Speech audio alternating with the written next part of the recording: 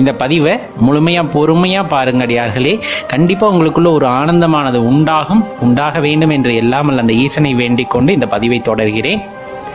கடவுள் அப்படிங்கிறவரை வழிபட்டாதான் எல்லாமே தருவாரா அப்படின்ட்டு ஒரு சாதாரணமான பேச்சு வழக்கு எப்பவுமே உண்டு. அதுலயும் குறிப்பா சொல்ல போனா, சிவபெருமான வழிபட்டா எல்லா நலனும் கிடைக்கும் அப்படிங்கிறீங்களே, அப்ப வழிபடாதவங்களுக்கு எதுவும் கிடைக்காதா அப்படின்ட்டு கேட்பவர்களும் உண்டு. நான் திரும்ப திரும்ப சொல்றது ஒண்ணுதான், சிவபெருமான வழிபடணும் அப்படின்னு நீங்க நினைக்கிறதே அவரோட அருளால தான். அவரோட அருள் இல்லைன்னா அந்த நினைப்பு கூட உங்க மனசுல வராது, நல்லா தெரிஞ்சுக்குங்க. இன்னொன்னு, சிவபெருமானை பொறுத்தளவு தன்னை வழிபடுபவர்களுக்கு தான் நலன் செய்யணும், அவங்களுக்கு தான் இதெல்லாம் கொடுக்கணும், அவங்க கேட்டதெல்லாம் கொடுக்கணும் அப்படின்னு நினைக்கக்கூடிய சாதாரண சக்தி அல்ல, நல்லா தெரிஞ்சுக்கங்க. நீங்க சாதாரணமா அந்த சக்தியை எடை போட்டு விட முடியாது, நல்லா தெரிஞ்சுக்கங்க. தன்னை வழிபட்டாலும் சரி, தன்னை வழிபடாவிட்டாலும் சரி, தன்னை நிந்தித்தாலும் சரி, தன்னை நினையாதவர்களுக்கும் சரி, எது அவர்களின் வாழ்க்கைக்கு தேவையோ, அடுத்த கட்ட முன்னேற்றத்திற்கு செல்வதற்கு அவர்களுக்கு எது தேவையோ அதை பார்த்து பார்த்து கொடுப்பவர் எம்பெருமான் ஈசன். அவர்கிட்ட போய் நீங்க மடியேந்தி பிச்சை கேட்கணும்னு அவசியம் கிடையாது. அவர்கிட்ட போய் எனக்கு அதைத்தான்னு கேட்டு அவர் கொடுக்கணுங்கிற அவசியம் கிடையாது. உங்களுக்கு என்ன தரணும் அப்படிங்கறது அவருக்கு நல்லா தெரியும். தர வேண்டிய நேரத்தில் அது யாராக இருந்தாலும் கொடுப்பார். அப்புறம் எதுக்கு சிவபெருமான வழிபட சொல்றீங்க அப்படின்னு ஒரு கேள்வியானது இதை தொடர்ந்து எழும். நல்லா கேட்டுக்குங்க. பொன்னோ பொருளோ ஆசையோ பாசமோ எதுவாக இருந்தாலும் அது அவர்களின் வினைக்கு ஏற்ப வந்து அமைகின்றது. ஆனா இறைவன் அப்படிங்கிறதோ, இந்த பிரபஞ்சம் அப்படிங்கிற அந்த சூட்சமமோ, அல்லது அதையும் தாண்டி இருக்கக்கூடிய அந்த ரகசியங்களோ, சிவரகசியங்களோ, அல்லது சிவபெருமானை உணர வேண்டும் என்று இருந்தாலோ, உங்களை நீங்கள் உணர வேண்டும் என்று இருந்தாலோ சாதாரணமாக வழிபாடு இல்லாமல் நடக்காது. அதுவும் இறைவனோட அருட்கடாட்சம் தான் இல்லைன்னு சொல்ல. நான் ஏற்கனவே சொன்ன மாதிரி சிவபெருமான நினைக்கிறதுக்கே அவரோட அருள் வேண்டும். அப்படிங்கும் போது இறைவனை உணர வேண்டும், இறை தத்துவத்தை உணர வேண்டும், உங்களை உணர வேண்டும்.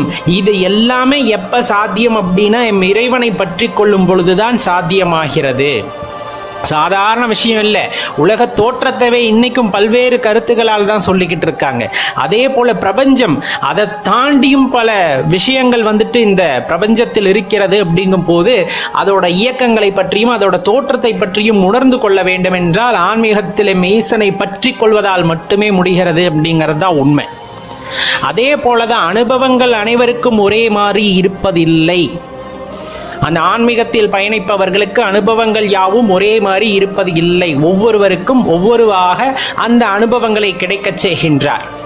அப்ப இறை அனுபவத்தை உணர்ந்து கொண்ட ஒருத்தர் விளக்கும் பொழுது அதை நம்மால் உணர்ந்து கொள்ள முடியாது. தெரிந்து கொள்ளத்தான் முடியுமே தவிர உணர்ந்து கொள்ள முடியாது. உணர்ந்து கொள்ள வேண்டும் என்றால் நீங்கள் முற்றிலுமாக அதில் ஈடுபட்டு அந்த இறைவனை தேடுவதற்கான வழிகளை ஏற்படுத்தி கொண்டு தேட ஆரம்பிக்க வேண்டும். அப்ப சிவபெருமானை ஏன் வழிபடணும்? உங்களை நீங்க உணர்ந்துக்கணுமா? அதே போல இந்த பிரபஞ்சத்தோட ரகசியத்தை தெரிஞ்சுக்கணுமா? அந்த இறை ஆற்றலை நீங்கள் உணர்ந்து கொள்ள வேண்டுமா?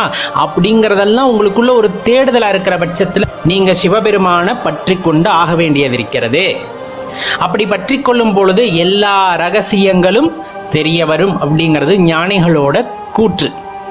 அப்ப நல்லா தெரிஞ்சுக்குங்க. கோவில்ல போய் நின்றுட்டு இறைவா எனக்கு அதை கொடு இதை கொடு அதெல்லாம் எதுவுமே கேட்க வேண்டாம். கோவில் அப்படிங்கறதே அந்த எனர்ஜியை நீங்க ரிசீவ் பண்றதுக்கான இடம். அது கோவில்ல மட்டும்தான் கிடைக்குமா? கிடையாது, உங்க வீட்லயுமே கிடைக்கும். அமைதியா உங்க மனசை நிலைநிறுத்தி இறைவனிடம் பேச தொடர்பு கொள்ளும் பொழுது கண்டிப்பா அந்த எனர்ஜி கிடைக்கும். ஆனா கோவில் அப்படிங்கிறது அந்த எனர்ஜி சோர்ஸ் எப்பவுமே அங்க இருக்கும். நீங்க போனா அங்க உணர முடியும். அதற்கான எல்லா விதமான கட்டமைப்புகளும் அங்க ஏற்படுத்தப்பட்டு இருக்கின்றது. உள்ள போனா அது ஒரு எனர்ஜி சோர்ஸ். உள்ள போனா உங்களால உணர முடியும். அது வீட்டில இருந்து உணர முடியும். ஆனா வீட்டில இருந்து உணர்வதற்கு பல்வேறு முயற்சிகளை வந்துட்டு நாம் செய்ய வேண்டும். அதுதான் அந்த இடத்துல குறிப்பிட்டு சொல்லக்கூடியது.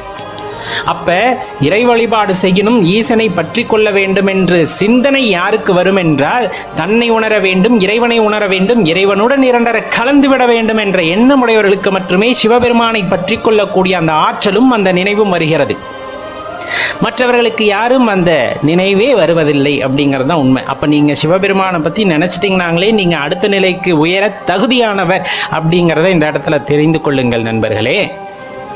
இப்ப சாதாரண விஷயம் இல்லை சிவ வழிபாடு அப்படிங்கிறது. போற போக்குல சொல்லிட்டு போயிடுவாங்க, சிவபெருமான வழிபடுறியா, உனக்கு வேற வேலையே இல்லையா அப்படின்ட்டு. வேலையே இல்லாமல்லப்பா, உண்மையான வேலை எதுன்னு தெரிந்து கொள்வதற்காகத்தான் நான் சிவபெருமானை வழிபட போகின்றேன் அப்படின்ட்டு அவங்க கிட்ட உரைக்கிற மாதிரி சொல்லுங்க. ரொம்ப புனிதமான வழிபாடு, ரொம்ப ஆத்மார்த்தமானது, உண்மையான தேடுதலை நோக்கி நாம் செல்கின்றோம் அப்படிங்கிறது தான் சிவ வழிபாடு அப்படிங்கிறது. அதனால சிவபெருமானை பற்றி கொண்டவர்கள் யாருக்காகவும் தலை குனிந்து நிற்காதீர்கள். நான் சொல்வது கர்வத்தின் உச்சிகள் அல்ல. நாம் சரியான பாதையை தேர்ந்தெடுத்திருக்கின்றோம். அதனால் நாம் போகின்ற வழி சரியானதாக இருக்கும். எம்பெருமானை தினம் தினம் நினைவில் வைத்துக் கொண்டிருந்தால் உங்களுக்கான வழியை ஏதோ ஒரு விதத்தில் காட்டுவார். இல்லை என்றால் அவரே இறங்கி வந்து உங்களுக்கு வழிகாட்டுவார். அதெல்லாம் எந்த மாற்று கருத்துமே இல்லை. உண்மையா நம்பினவங்களை என்னைக்குமே இறைவன் கைவிட்டதில்லை. அவங்களுக்கான வழியை, தன்னை உணர்தலின் வழியை அவர்களுக்கு காட்டுகின்றார். நீங்களும் முயற்சி செய்து பாருங்கள். கட்டாயமா அதில் ஒரு நல்ல முன்னேற்றம் உங்களுக்கு கிடைக்கும். தன்னை அறிதலின் நல்ல முன்னேற்றமானது உங்களுக்கு கிடைக்கும். அடுத்த நிலைக்கு நீங்கள் பயணிப்பீர்கள். அதற்கு இறைவனின் அனுகிரகம் உங்களுக்கு கிடைக்கும். அந்த இறையாற்றலின் அனுபவம் உங்களுக்கு கிடைக்கும். நன்றி, வணக்கம். நம்ம சேனலோட முந்தைய பதிவுகளை பார்க்கறதுக்கு கீழே வீடியோ டிஸ்கிரிப்ஷனில் அதற்கான லிங்க் எல்லாம் கொடுத்துருக்கோம். போய் பார்த்து மகிழுங்கள். இந்த தொகுப்பில் நம்ம பார்க்க இருக்கிறது, சிவனை நினைக்காம உங்களால் 1 மணி நேரமாவது இருக்க முடியுமா? 1 மணி நேரம் அதிகம் இல்லையா? சிவபக்தர்களுக்கும் சிவனடியார்களுக்கும் அது ரொம்ப பெரிய நேரம். சொல்லப்போனால் 1 நிமிஷம் உங்களால் மறந்துருக்க முடியுமானா கட்டாயமாக முடியாது. அப்படிங்கிறது தான் நம்மளோட அங்கே பதிலாக இருக்கும். அப்புறம் எப்படி சிவனை பற்றி நினைக்காமையே சில பேர் இருக்கிறாங்க அப்படின்னு நினச்சா ரொம்பவே ஏமாற்றமாக இருக்குது. அவங்களுக்கு அந்த உண்மையே தெரியல. அப்படிங்கும் போது இறைவன் அவர்களுக்கான அந்த கொடுப்பனையை கொடுக்காமல் விட்டு விட்டாரோ அப்படிங்கிறது நமக்கு ரொம்ப எளிதில் தெரிகிறது. பெரும்பாலும் நமக்கு நல்லா தெரியும், சிவனை தெரிந்து கொள்ள வேண்டும் என்று நினைத்தாலோ அல்லது சிவனை அறிந்து கொண்டாலோ உணர்ந்து கொண்டாலோ அவங்க அந்த பேரின்பத்தை பெற்றவர்களாகவே காணப்படுவார்கள். எப்போ பார்த்தாலும் அந்த முகமலர்ச்சி இருக்கும். அவங்க முகத்தை பார்த்தா சிவனை பார்க்க தேவையில்லை. ஏன்னா ரெண்டுமே ஒன்று தான். அவங்க முகம் மலர்ந்திருக்கிறத பார்த்தா சிவபெருமானை பார்த்த மாதிரியே இருக்கும். அப்படி ஒரு பேரின்பம் பெற்றவர்களாக அவங்க எப்பவுமே அந்த சிரித்த முகத்துடன், அன்பு பொங்குகின்ற அந்த முகத்துடனே காட்சி அளிப்பார்கள். மகிழ்ச்சிக்கு எப்பவுமே குறைவு இருக்காது. அவங்கள போய் நம்ம எவ்வளோ கோபப்படுத்தினாலும் என்ன சிவா அப்படின்ட்டு அந்த மகிழ்ச்சியாக தான் பதில் சொல்லுவாங்களே தவிர அவங்க எப்பவுமே கோபத்திற்கு அடிமையானவர்களாக இருக்கவே மாட்டார்கள். நிறைய நேரம் இப்போ காடு, மலை, கோவில் அப்படின்னு எங்கே போனாலும் சரி, எந்த நேரமே அவரோட எண்ணத்திலே இருக்கனால நினைத்த இடத்தில் அப்படியே அமர்ந்து தியானம் செய்யக்கூடிய ஆற்றல் அல்லது கொஞ்சம் காட்டுக்கு போய் தவம் செய்யக்கூடிய ஆற்றல் இவற்றையெல்லாம் பெற்றவர்களாக இருப்பார்கள். அடிக்கடி அந்த தியானத்தில் மூழ்கி அந்த இறைவனை உணர்ந்து அந்த மகிழ்ச்சியிலேயே மூழ்கி இருப்பார்கள். ரொம்ப முக்கியம், அடியார்கள் எல்லாம் ஒன்னா சேர்ந்து இறைவனோட பெருமையை பேசி, ஒருத்தர் பேச மற்றவர்கள் கேட்டு, அல்லது அனைவரும் சேர்ந்து மகிழ்ந்து ஆடி கொண்டாடி இறைவனையே நினைத்து உருகி கொண்டிருப்பார்கள். ரொம்ப முக்கியமா மற்றவர்களை பாராட்டக்கூடிய அந்த பண்பை பெற்றிருப்பார்கள். ரொம்ப முக்கியம். அதுதான் இன்னைக்கு அந்த பாராட்டு அப்படிங்கிற ஒரு விஷயமே இல்லாம போயிடுச்சு இல்லையா? ஆனா சிவபக்தர்கள்ட்டும் சிவனடியார்கள்கிட்டும் அந்த பாராட்டக்கூடிய அந்த பண்பு அப்படிங்கிறது இருக்கும். இறைவனை மெச்சி பேசக்கூடிய அந்த தன்மை அப்படிங்கிறது இருக்கும். ஏன்னா எல்லையற்றவர் அப்படின்னு தெரிஞ்ச பின்னாடி அவரை நான் எப்படி ஒப்புமை சொல்ல முடியுமா? அவரை யாரு கூடயும் ஒப்புமை பண்ண முடியாது, எந்த ஆற்றலோடும் ஒப்புமை செய்ய முடியாது. அப்படிங்கும் போது அது ஒரு அந்த பெரிய அனுபவம். அதை வார்த்தைகள்ல நம்மளால சொல்லிட முடியுமா? கட்டாயமா சொல்ல முடியாதுங்க. அதை வார்த்தைகளால யாருனாலையும் சொல்ல முடியாது. அவ்வளவு ஒரு சிறந்த உணர்வோடு கூடிய உணர்ச்சி அது. அதை உணர்ந்து கொள்ளத்தான் முடியும். அது சிவனடியார்களாலும் சிவபக்தர்களாலும் தான் அது முடியுமே தவிர மற்றவர்கள், சிவமந்திரத்தை சொல்லாதவர்கள், சிவனை நினையாதவர்களுக்கு அது பெரும்பாலும் கை வருவதில்லை அப்படிங்கிறது நமக்கு நல்லாவே தெரியும். இப்ப சில நேரத்தில் பார்த்தீங்கன்னா தனியா போய் அமர்ந்துக்கிட்டு சிவனோட மந்திரத்தை மட்டுமே சொல்லிக்கிட்டு சிவனை நினைச்சுக்கிட்டு அப்படியே அவர் கூட பேசிக்கிட்டு அப்படியே அந்த காலங்கள் இனிமையா கழித்து கொண்டு இருக்க முடியும். அப்படின்னா சிவனோட நினைவு இருந்தா அது சாத்தியம். சிவம் அப்படிங்கிற அந்த பேராற்றலை, அந்த பேரானந்தத்தை உணர்ந்தவர்களுக்கு அது சாத்தியம் அப்படிங்கிறத மட்டும் இந்த இடத்துல நல்லா தெரிஞ்சுக்கணும். இன்னும் சொல்ல போனா சில பேர் அவரோட மந்திரம் மட்டும்தான் அவங்களுக்கு தெரியும், வேற எதுவுமே தெரியாது. எப்ப பார்த்தாலும் சிவா சிவா சிவா சிவான்ட்டு அந்த உடம்பு, உயிர், உள்ள இருக்கின்ற நாடி, நரம்பு எல்லாத்திலையும் பார்த்தா அந்த பெயர் ஊறி போய் கிடைக்கும். சிவாய நம சிவாய மாதிரி இருக்கிற எல்லா மந்திரங்களையும் சொல்லி சொல்லி அந்த உடலே சிவமாய் மாறி நிற்கும். அப்படிப்பட்டவர்களையும் நாம் பார்க்க முடியும். ஆனால் எந்த இடத்திலும் எந்த இடத்திலும் அவர்களின் கர்வத்தை வெளிப்படுத்தாமல், அந்த கர்வம்ங்கிறதே அழிந்து போய்விடுகிறது அவர்கள் மனதில். ஏன்னா அந்த மந்திரம் அவ்வளவு சக்தி வாய்ந்தது, இறை மந்திரம். நம்ம சிவத்தோட அந்த மந்திரத்தை சொல்லும் போது, நம்ம சிவமா மாறும்போது அகந்தையெல்லாம் அழிந்து விடுகிறது. பின்னர் எங்கு போய் தேடுவது அந்த கர்வத்தை, அந்த தலைகணத்தை? அவங்க கிட்ட இருக்கவே இருக்காது. அவங்கள பார்த்ததுமே ஒரு சாந்த ஸ்வரூபமா இருப்பாங்க.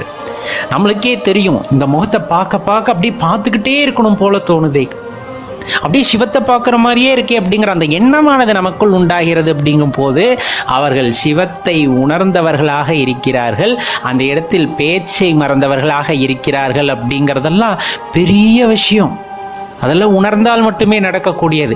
அப்படிப்பட்டவங்களுக்கு இடையில சிவனை நினைக்காமலோ, சிவத்தை நினைக்காமலோ, சிவமந்திரத்தை சொல்லாமலோ, சிவன் பெயரை உச்சரிக்காமல் இருக்கிறார்கள் என்றால் அந்த அறியாமையை என்னவென்று சொல்வது அப்படிங்கிறது தான் நம்ம இப்ப கேட்க வர்றது. முயற்சி செய்யாமல் இல்லை என்று சொல்பவன் முட்டாள். அவ்வளவுதான். முயற்சி செய்யாமல் இல்லை என்று சொல்பவன் முட்டாள். முயன்று தோற்றாலும் அடுத்த படி எடுத்து வைத்து நான் நினைத்ததை அறிந்து கொள்ள வேண்டும், தெரிந்து கொள்ள வேண்டும் அப்படின்ட்டு முயற்சி செய்பவனுக்கு எல்லாமே சாதகமாக மாறும். உங்க வாழ்க்கையில என்னைக்குமே முயற்சியை கைவிட்டுறாதீங்க. கண்டிப்பா ஒரு நாள் இல்லாட்டி ஒரு நாள் அந்த பேரானந்தத்தை நாம் அனுபவிக்கும் போது கட்டாயமாக அது இல்லை இல்லாததாக இருக்கும்.